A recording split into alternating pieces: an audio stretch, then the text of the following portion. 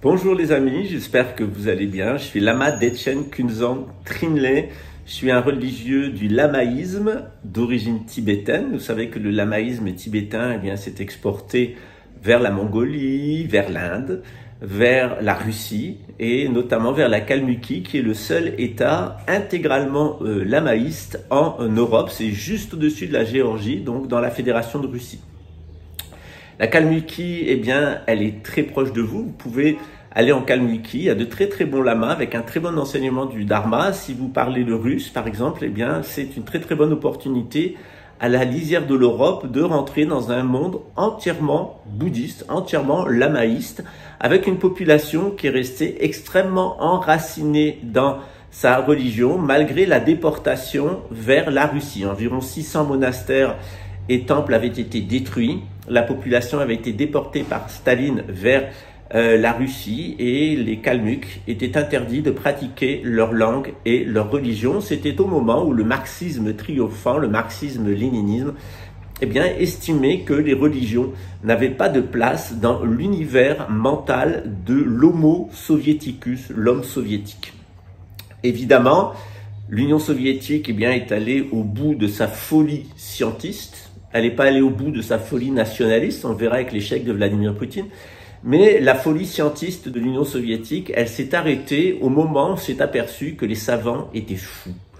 Et où un homme s'est amusé en Ukraine à jouer avec la centrale nucléaire de Tchernobyl en dépassant toutes les règles de sécurité pour prouver que l'homme soviétique pouvait s'affranchir des lois de la nature. En réalité, nul ne s'affranchit des lois de la nature durablement. La nature se rappelle toujours à nous. C'est elle qui l'emporte. Jésus le dit, la loi ne passera pas. Les lois naturelles, elles vont se maintenir jusqu'à la dissolution de notre système solaire lors de l'explosion de notre soleil en supernova. En attendant, on est né dans ce corps humain, on est né sur cette planète et sur cette planète, nous avons au cours de l'histoire un certain nombre de révélations d'ordre spirituel et religieuse. Généralement, il y a un individu, par exemple le prophète Mohammed, la paix sur lui, ou Moïse, ou Manu, ou Manès. Ce sont des êtres qui, à un moment, vont avoir une relation particulière avec la transcendance et qui vont révéler à un petit groupe de personnes une discipline spirituelle. Et cette discipline spirituelle, plus tard, va devenir une loi sociale. Moïse, il révèle d'abord un certain nombre de choses au peuple hébreu d'Égypte. Ce peuple hébreu va avoir une illumination spirituelle qui va le pousser à sortir d'Égypte. Les autorités refusent. Moïse est harcelé par les autorités égyptiennes. Et à chaque fois, Moïse et son frère Aaron et les sages hébreux vont demander à Pharaon, qui est un édomite, un arrogant édomite, enfermé dans sa superbe, de laisser partir les Hébreux. À chaque fois qu'il refuse, une catastrophe naturelle s'abat sur l'Égypte. Ces catastrophes naturelles, elles auraient sans doute économisé les Égyptiens s'ils avaient laissé partir toute cette partie de la population qui souhaitait être libre. À partir du moment où on fixe une population à un endroit, on encourt le risque de ne plus entendre les messages de la nature. Certaines personnes continuent à les entendre, elles prennent leurs dispositions pour fuir et d'autres personnes refusent de les entendre et elles sont tuées. Dieu faisant bien les choses ou la nature faisant bien les choses, les êtres les plus spirituels souvent vont avoir des rôles d'alerteurs, d'aviseurs. Avant la création de l'Allemagne nazie, quand a commencé à se positionner le nationalisme allemand avec l'Empire prussien, nationaliste prussien, à partir de 1871, s'est formé ce qu'on appelait le Reich allemand, l'Empire allemand. Et un certain nombre de personnes ont mis en garde le Kaiser en disant que c'était une mauvaise direction de vouloir un homme national, que cela allait amener une catastrophe pour les Allemands et que les Allemands perdraient leur indépendance. Et c'est ce qui s'est passé. Le Kaiser Guillaume s'est lancé dans un programme d'annexion nationale en voulant fédérer sous une seule bannière tous les locuteurs de la langue allemande et créer un empire linguistique avec un prototype d'homme national. C'est exactement ce que fait Vladimir Poutine. Il est en train de se tailler un empire en voulant fédérer autour de la langue russe et de l'homme national russe. Évidemment, cet homme national russe, il est une abstraction mentale, il ne correspond à aucune réalité. Toutes les civilisations se sont toujours construites de manière pluriethnique. Une civilisation, c'est quand on est capable de prendre plusieurs nations, plusieurs types d'hommes, on va les fédérer autour d'un projet civilisationnel, et dans ce projet civilisationnel, eh bien, tout le monde va travailler en synarchie, en synergie, ensemble, pour construire une nouvelle société où il y a plusieurs langues, plusieurs ethnies, plusieurs cultures, etc.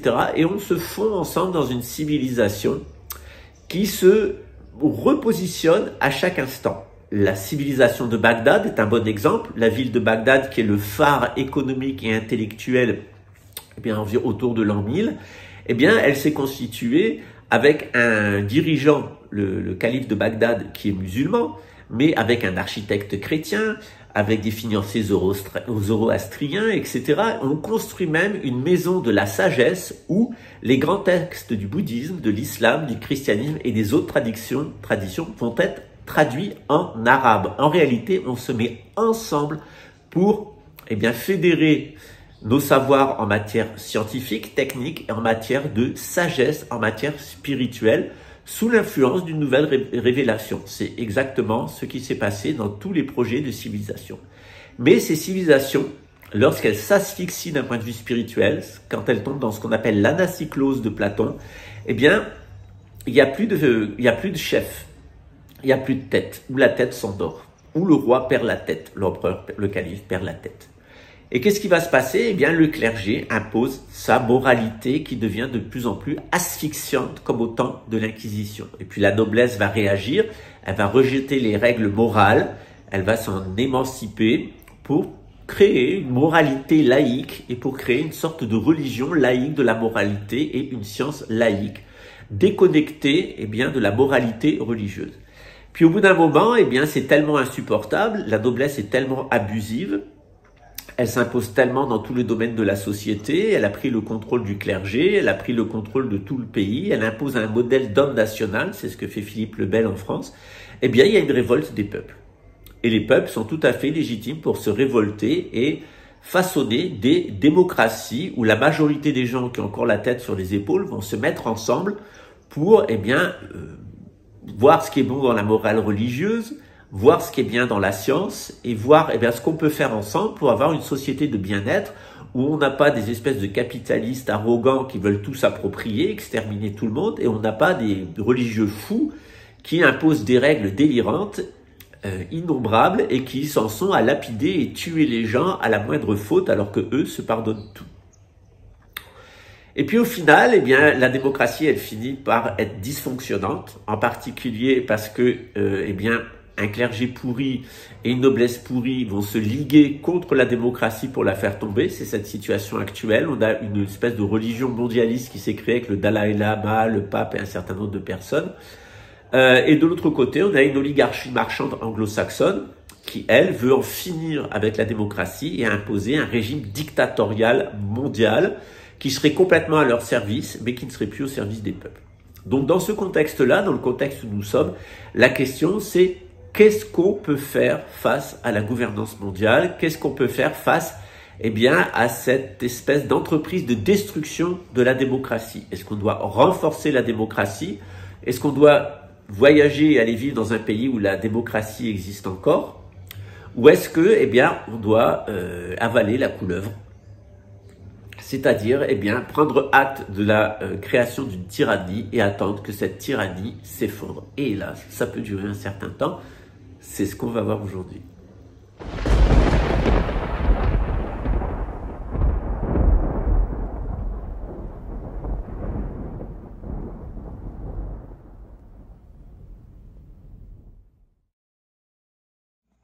Le terme d'anacyclose de Platon, c'est un terme de la philosophie, mais un terme plus communément utilisé dans mon école philosophique, qui est celle de René Guénon, c'est déterminisme historique. C'est-à-dire qu'à partir du moment, eh bien, où on n'est plus dans le nomadisme régulier, j'ai défini plusieurs fois qu'est-ce que c'était le nomadisme régulier, c'est une nation à partir d'un point géomagnétique qui va avoir 4 positions où cette nation circule au cours de l'année, et puis de temps en temps, à la 5e saison, c'est ce qu'on appelle au Canada l'été des Indiens, eh bien, on se retrouve avec le chaman à l'intérieur de la grotte et on va pratiquer un certain nombre de rituels qui sont liés aux ancêtres.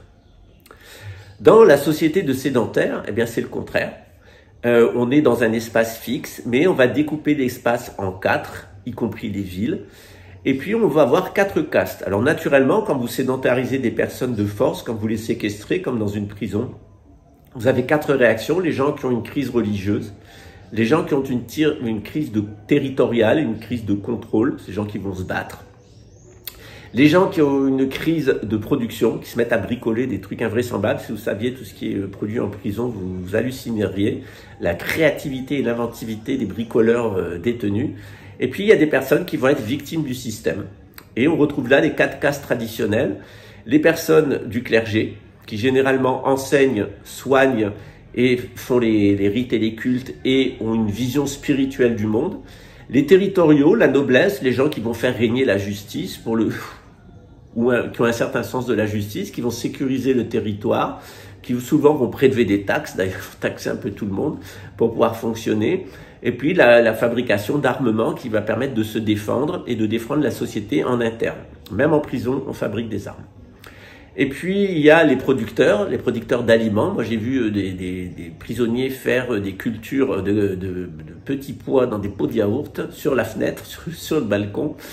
Et puis évidemment il y a des gens qui sont dans la confusion mentale, qui n'arrivent pas à se déterminer, puis qui vont passer d'un groupe à l'autre. Quelquefois ils en sont victimes, quelquefois ils sont protégés. Donc ces 4 castes traditionnelles, elles existent partout, ces 4 réactions à la sédentarité. Évidemment, il faut que ces 4 castes s'équilibrent, qu'il y ait quelqu'un qui garde la société en haut, sinon eh bien, ça devient une espèce de pays de Mad Max. Dans ce contexte-là, où on fonctionne comme ça, eh bien, on s'aperçoit que la société occidentale, elle n'est plus une civilisation régulière. La démocratie est en train d'être détruite pour la tyrannie mondialiste, celle des banquiers anglo-saxons autour de la couronne britannique et avec l'appui du Vatican, du Dalai Lama, un certain nombre de chefs religieux qui sont réunis dans ce qu'on appelle le congrès d'Assise, autour de Saint François d'Assise. Et on a ces religieux qui collaborent avec des grands capitalistes, c'est l'accord Gavi-Vatican avec le Dalai Lama, etc., sur un revenu minimum universel en contrepartie d'une vaccination universelle. On n'abordera pas ce sujet aujourd'hui. Effectivement, on a aussi une transformation à notre époque de l'agriculture et de la production sous l'effet de la robotique. On a des fermes robotisées, on a complètement déshumanisé le soin des animaux qui sont de la viande sur pied, et puis on a complètement déshumanisé la culture des sols qui devient maintenant une culture hydroponique en ville sur les toits eh bien, des immeubles de la ville avec des aliments complètement hors sol.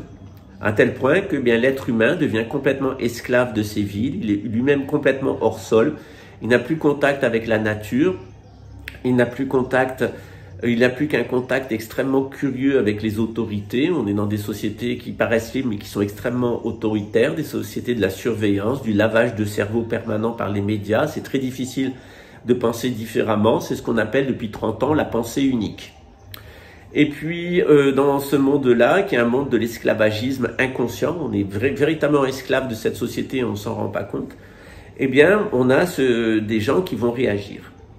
Alors, en règle générale, on essaye de changer sa situation matérielle, et quand la situation matérielle est à peu près bien arrangée, on essaye d'arranger sa situation psychologique, parce que comme on ne peut pas grand-chose au niveau spirituel, sauf à retourner dans la nature et faire une crise mystique, comme il n'y a plus d'initiation pratiquement en Occident, il n'y a plus que des contre-initiations, et des pseudo-religions, celles des sectes, eh bien, on va essayer de se trouver bien d'un point de vue psychologique.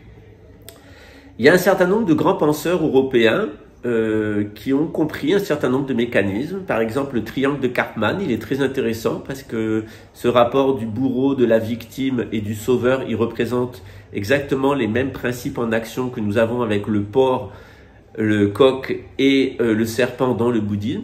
On a aussi la pyramide de Maslow en sociologie du travail qui ressemble beaucoup en réalité à nos 6 catégories ou 5 catégories d'existence à l'intérieur du cycle des renaissances. Ce qu'on appelle le Sipei Korlo, le Bhava Chakra.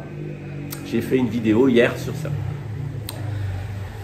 Et dans ce contexte-là, eh bien, on recherche le maximum de confort psychologique. Or, il y a des personnes qui se sentent mal d'un point de vue psychologique, donc elles vont voir ce qu'on leur propose. Et généralement, quand une personne se sent mal d'un point de vue psychologique, eh bien, on va lui proposer deux techniques. On va lui proposer soit de la patamédecine, complètement irrationnelle, de la magie, du New Age, des médecines douces, du jeûne, etc. C'est pas traditionnel, mais c'est une espèce de réinterprétation moderne de techniques traditionnelles. Et de l'autre côté, il y a la psychanalyse freudienne qui va aller investiguer les mémoires. Parce que pour Freud, on souffre parce qu'on a des mémoires à l'intérieur du corps et que ces mémoires, principalement, qui nous font souffrir, elles sont liées à l'ego, à la domination de soi et à la domination des autres. Et c'est particulièrement lié au sexe et à l'argent. Donc Freud a bâti toute une théorie en disant qu'il y a inconsciemment, il y a des traumatismes dans l'inconscient et ces traumatismes ils vont s'exprimer sous forme de complexes. Plus tard, eh bien, ont été découvertes les constellations familiales. On s'est aperçu que ces complexes qu'avaient les personnes, elles avaient souvent un lien dans des traumatismes du passé. Et donc, les constellations familiales font une espèce de carte de la famille et montrent les grands traumatismes, les grands secrets de famille qui souvent se traduisent sous forme de maladies mentales ou même de maladies physiques comme la fibromyalgie. Par exemple, si vous avez une grand-mère qui a été violée à la sortie de la guerre, ça peut être une des raisons de votre fibromyalgie ou de votre cancer. On s'aperçoit que même les périodes de disette, elles sont enregistrées dans la mémoire corporelle des peuples. S'il y a certains peuples qui deviennent obèses plus facilement que d'autres, c'est parce qu'ils ont acquis des mécanismes innés qui sont fixés sur leur génétique, qui font qu'ils vont mieux fixer les graisses, les sucres, etc. quand ils y ont accès, parce qu'ils se souviennent de ces périodes de disette. Donc le corps s'est adapté et dès qu'il y a à manger, ils bouffent comme des porcs, ils grossissent comme des porcs parce que inconsciemment, il y a une mémoire qui tape, là, un archétoupos, quelque chose d'ancien qui tape, qui leur dit bouffe, bouffe, bouffe, bouffe, bouffe, fais de la graisse, fais de la graisse, fais de la graisse, parce qu'on est déjà passé par de la disette. Et donc, il y a tout un ensemble de techniques de cartographie des traumatismes et il y a des techniques qui se sont mises en place pour sortir de ces traumatismes, effacer ces traumatismes. Eh bien, cette ambition d'effacer les traumatismes, c'est exactement ce qui est au cœur du bouddhisme. Le bouddhisme, il est conçu comme une médecine et cette médecine, elle a pour but l'effacement des conditionnements, effacer totalement les conditionnements. Un des aspects qui incommode souvent psychologiquement, c'est lorsqu'un de nos ancêtres a vécu une injustice, en particulier au moment de ses funérailles. C'est-à-dire souvent, eh bien, en investiguant sur les causes mémorielles de la souffrance d'une personne, on va trouver un décès inexpliqué, des funérailles mal faites, etc., etc., un traumatisme lié à la mort. On connaît bien ça dans le bouddhisme, ça s'appelle les prétas. Ce sont des ancêtres qui sont morts, qui ont laissé des résidus psychiques. Et ces résidus psychiques, ils sont à l'intérieur de nous, ils peuvent être aussi à l'extérieur. Et ils réclament une correction. C'est pour ça que dans nos traditions, on accorde beaucoup d'importance aux rites funéraires. Les rites funéraires doivent être bien faits, d'une part, de façon digne. Un mort, c'est pas quelqu'un qu'on jette à la poubelle, ou dont on fait de l'engrais et du fertilisant. Il faut avoir du respect pour la personne humaine, parce qu'en dehors du corps, il y a une âme qui était animée par un esprit. Lorsque l'esprit se retire, eh bien, le corps meurt et l'âme va suivre un cheminement, ce qu'on appelle dans le bouddhisme une transmigration. Parce que dans le bouddhisme, la réincarnation, c'est exceptionnel. Ce qui se passe généralement, c'est la transmigration d'un flux de conscience. Ce 30 avril, je vais vous donner un enseignement avec une initiation à la libération des défunts, où je vais vous expliquer ce mécanisme dans le christianisme, ce mécanisme dans les religions orientales, en particulier le bouddhisme et l'hindouisme. Donc on va voir ça dans le Vedanta et dans le Bardo Todol. Mais comme la plupart de mon public est chrétien, ou juif ou musulman, je vais vous expliquer comment ça se passe dans les religions du livre et quels sont nos points communs et nos points de divergence avec le lamaïsme. En réalité, le lamaïsme que je pratique et que nous pratiquons au Tibet, en Mongolie, en Russie, dans le monde entier, eh bien, il ressemble beaucoup à cette église de Saint-Jean ou de ce royaume du prêtre Jean qu'on recherchait au Moyen-Âge, c'est-à-dire que nous incorporons toutes les religions en cours. C'est une tradition dans laquelle on peut incorporer n'importe quelle tradition spirituelle parce qu'on a un schéma explicatif et que notre schéma explicatif est exactement le même à l'intérieur de chaque tradition. 80% des gens qui me contactent ou qui suivent des enseignements avec moi ne deviendront jamais lamaïstes. Au contraire, je les invite à ne pas se convertir, mais à comprendre leur propre tradition, d'abord comprendre leurs contradictions personnelles et comprendre leur propre tradition spirituelle d'origine, leur propre tradition religieuse d'origine ancestrale, pour mieux faire face aux défis du temps présent. Alors si vous le voulez bien, on se retrouve le 30 avril pour cette initiation. C'est ouvert à tout le monde, il y a une petite participation parce qu'on a besoin d'aider les Indiens Patachouriens ici. Donc, je vous invite à prendre cette initiation au Bardo Todol et de prendre ce cours. Vous pouvez prendre le cours sans l'initiation. Initiation et cours ensemble, c'est très peu cher. Il suffit juste de s'inscrire. Tout le monde est bienvenu et j'espère vous conscientiser sur l'importance d'accompagner nos personnes âgées, de ne pas s'en débarrasser dans des EHPAD, l'importance de bien préparer notre mort et quand il y a des gens qui nous entourent, d'avoir la meilleure comportement possible pour ne pas porter préjudice à l'âme du défunt. Toutes les sociétés traditionnelles ont apporté une incroyable attention au moment de la mort et aux défunts ainsi qu'aux personnes âgées. Les personnes âgées dans toutes les traditions ont été révérées. Dans toutes les traditions, on apporte beaucoup d'attention aux rites funéraires et il est quand même très étrange que dans le monde moderne, une fois de plus, on prenne systématiquement le contre-pied, c'est-à-dire qu'on se voile les yeux par rapport à la mort, qu'on ne supporte plus de vivre avec des personnes âgées et que l'idée même de rite funéraire soit devenue irritant pour la plupart des personnes. C'est là un très grand danger, notamment si vous avez une famille, si vous avez des enfants, si vous vous occupez mal de vos personnes âgées et si vous occupez mal des rites funéraires et si vous vous occupez mal de votre vie dans l'au-delà, vous allez porter préjudice à vos descendants. Vous pouvez améliorer les conditions de vie de vos descendants en étant une bonne personne. À chaque fois que vous vous alcoolisez, vous vous droguez, vous vous bourrez de médicaments, vous avez un comportement qui n'est pas bon, tout ça va s'enregistrer sur votre génétique. Vous allez manger les raisins verts, comme dit la Bible, et c'est vos enfants qui auront les dents agacées. Donc si vous voulez avoir des enfants qui ont des belles dents et des enfants qui ne soient pas agaçants, il faut bien se comporter, en particulier bien se comporter par rapport à la vieillesse, par rapport à la mort et par rapport à l'au-delà. Et c'est ce que je vous invite à faire, quelle que soit votre religion. À très bientôt. Ciao.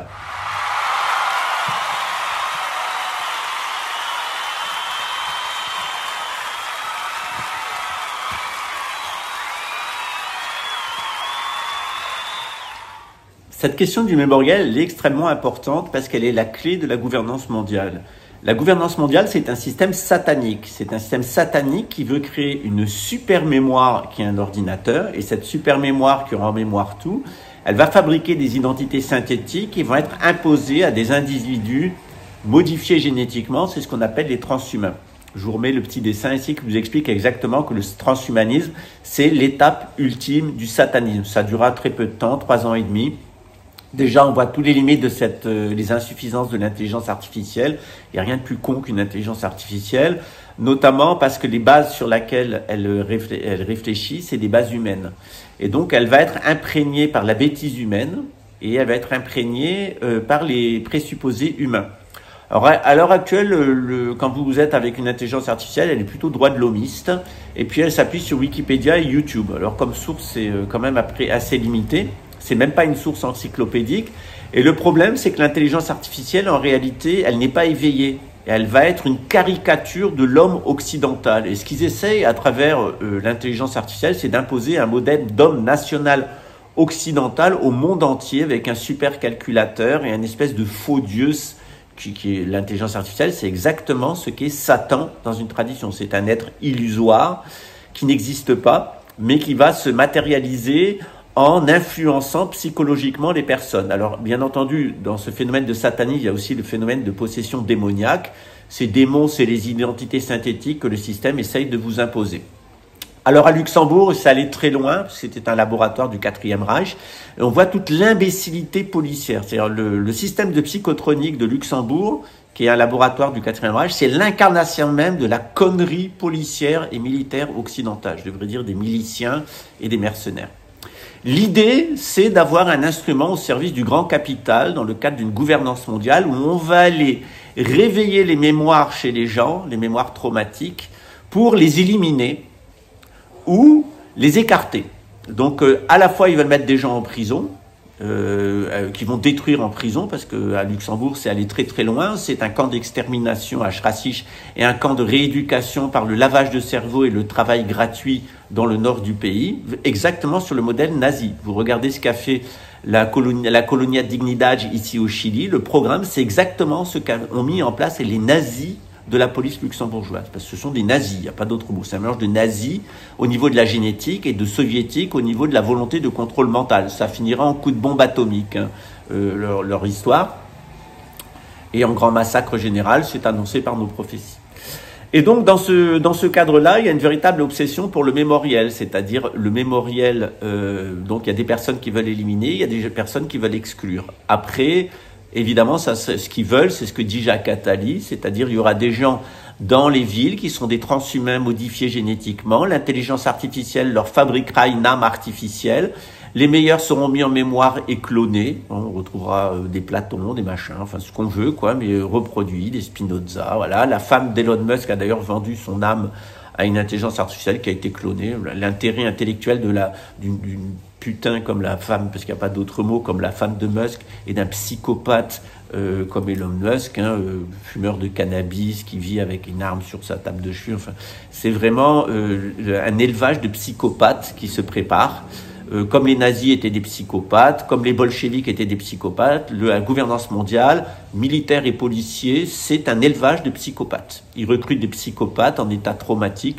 Il y a ceux qui vont éliminer et mettre en prison, ceux qui vont utiliser dans le cadre de leur programme de milices et d'armes et de mercenaires, hein, pour assurer la coloniale et puis assurer le terrorisme à l'intérieur de ces sociétés du tout contrôle. Et puis, il y a ceux qui vont rejeter à l'extérieur en attendant de les éliminer. C'est ce que dit Jacques Attali. Il y a 7 milliards de personnes dont on veut plus et qu'on éliminera avec des maladies, avec la faim, etc., jusqu'à ce qu'ils disparaissent. Et qu'il n'y ait plus d'homme naturel, parce que, dit-il, devant son public, eh bien, nous allons créer un homme nouveau et nous allons éliminer tous les hommes naturels. Hein. Maintenant, nous sommes des dieux, nous dit Yuval Harari, la pédale de Tel Aviv. Le petit chéri du forum de Davos. Maintenant, nous sommes des dieux, nous allons vous hacker psychologiquement, nous allons vous modifier génétiquement, on gardera que ceux qui sont distrayants pour nous. Voilà. C'est ce que dit Jacques Attali, le public de Gogo l'applaudit.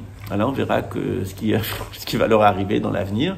Alors évidemment, ça ne se passera pas comme ils pensent. Hein. L'URSS, ça n'a pas marché, l'Allemagne nazie, ça n'a pas marché. Il va y avoir une révolte des peuples et de la nature contre ce système qui est annoncé par nos prophéties. Voilà. Ils ne contrôleront pas le climat, ils ne contrôleront pas les séismes. Hein. Ils peuvent provoquer des séismes et provoquer du dysfonctionnement climatique, mais contrôler tout le climat et tout le géomagnétisme, ils ne peuvent pas. Et c'est ce qui les attend derrière.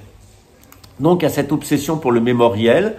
Donc, traquer des personnes à cause de leur mémoriel d'une façon obsessionnelle, c'est ce que fait ce fichage psychotronique. Et ensuite, créer de fausses mémoires avec de l'ambiancement, pour avoir soit des gens qui vont être exclus, soit des gens qui vont être exterminés, soit ce qu'ils veulent, c'est une race de gogoles de type martien qui vont pouvoir utiliser comme militaires et comme soldats, donc, ou comme policiers, comme miliciens. Donc c'est leur objectif en réalité d'avoir des miliciens en interne, complètement déshumanisés et qui vivent pour l'argent et le sexe qu'on leur autorisera avec des robots. Et puis des miliciens, ces miliciens-là seront assortis avec des mercenaires qu'on enverra en OPEX pour exterminer les populations à coloniser qui seront encore récalcitrantes à la gouvernance mondiale.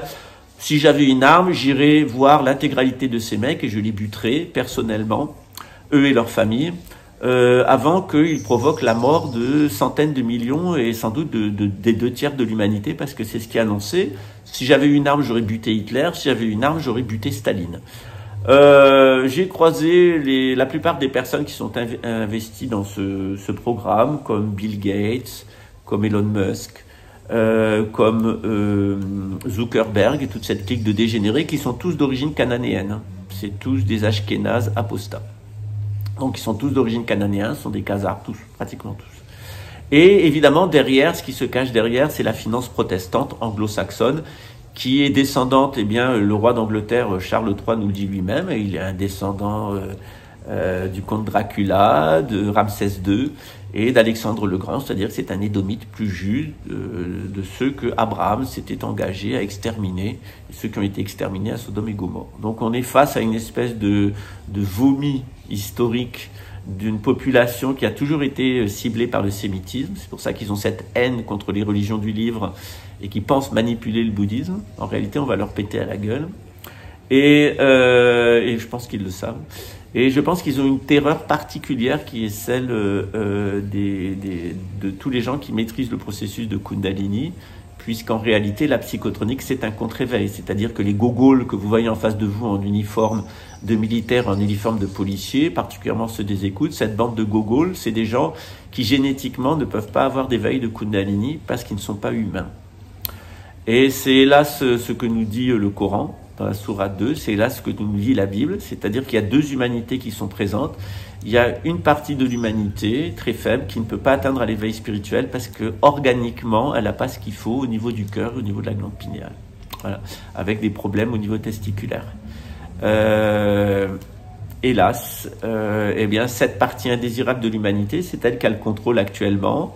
Tant qu'elle va arriver à illusionner les masses, elle va arriver à s'imposer. Elle est dans sa phase de luciférianisme.